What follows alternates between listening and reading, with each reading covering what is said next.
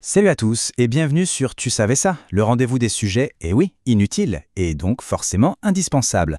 Aujourd'hui, on va parler d'un drame, un vrai drame qui se joue chaque jour dans nos cuisines. La terrible bataille contre l'oignon.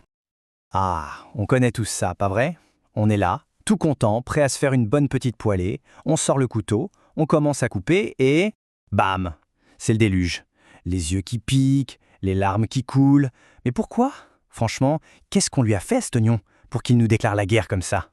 Eh bien, figurez-vous que ce n'est pas du tout un hasard, non. Si l'oignon nous fait pleurer, ce n'est pas par méchanceté.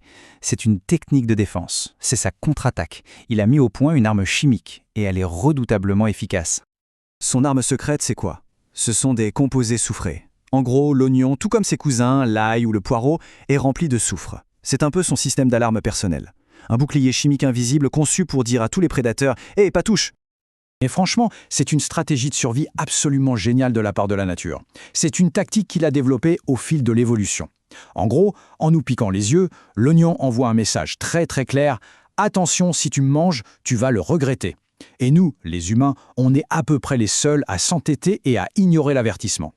Bon, maintenant qu'on sait ça, rentrons un peu dans le détail. Comment ça marche exactement cette mini-bombe lacrymogène naturelle? C'est le moment de décortiquer un peu la chimie qui se cache derrière nos lards. Alors, accrochez-vous, c'est une véritable réaction en chaîne. D'abord, on coupe.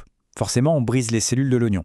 Ça libère une enzyme spécifique. Cette enzyme, elle va transformer les composés soufrés en un gaz super volatile et irritant. Ce gaz, il monte tout droit, jusqu'à nos yeux. Et là, c'est là que la magie noire opère. Le gaz se mélange à l'humidité de nos yeux et se transforme en acide sulfurique. Oui, vous avez bien entendu, de l'acide. Bon, à une dose minuscule heureusement. Du coup, quand on pleure, ce n'est pas du tout qu'on est triste ou faible, c'est tout le contraire. C'est notre corps qui passe en mode défense. L'œil détecte cette petite attaque acide et, ni deux, il sonne l'alarme. Il ordonne aux glandes lacrymales d'ouvrir les vannes à son. L'objectif, produire des larmes pour diluer cet acide et le virer au plus vite. C'est notre propre système de douche d'urgence en quelque sorte. Ok, c'est bien beau de comprendre comment l'oignon nous attaque, mais la vraie question c'est comment on fait pour déjouer le piège? Parce qu'il y a des solutions. C'est le moment de vous dévoiler quelques astuces de pro pour ne plus jamais pleurer en cuisine. Alors, voilà quelques techniques pour gagner la bataille. Premièrement, utilisez un couteau super bien aiguisé. Pourquoi? Parce qu'un couteau qui coupe bien va trancher les cellules nettes sans les écraser et donc libérer beaucoup moins de gaz. Deuxième astuce, le froid. Mettez votre oignon au frigo ou même 10 minutes au congélateur avant de le couper. Le froid ralentit la réaction chimique, ça marche super bien. Autre option, on peut couper l'oignon sous l'eau ou à côté de la hotte aspirante allumée. L'idée, c'est d'empêcher le gaz d'arriver jusqu'à vos yeux. Et enfin, pour ceux qui veulent la paix totale, il existe maintenant des oignons sans larmes. Oui, c'est un peu de la triche, mais bon, ça existe. Et puis, il y a la solution ultime, la méthode imparable. Un peu radicale, je vous l'accorde. Les lunettes de plongée. Bon, d'accord, pour le style en cuisine, on repassera. Mais soyons honnêtes, une barrière physique, c'est ce qu'il y a de plus efficace. Zéro gaz dans les yeux, victoire garantie.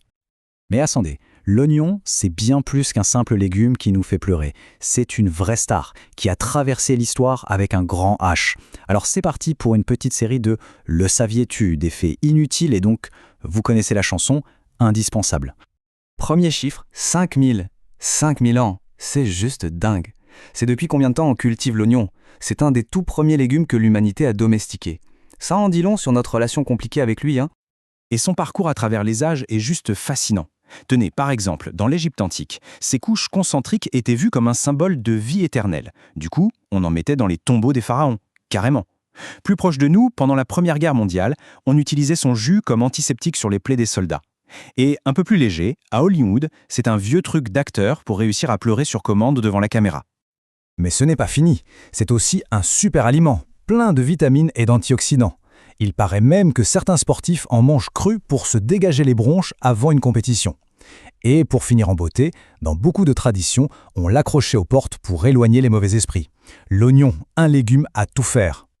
Bref, de la pyramide à l'assiette, en passant par l'hôpital de campagne, tout ça, c'est bien la preuve que ce petit bulbe a toujours eu un rôle symbolique super fort. C'est bien plus qu'un ingrédient.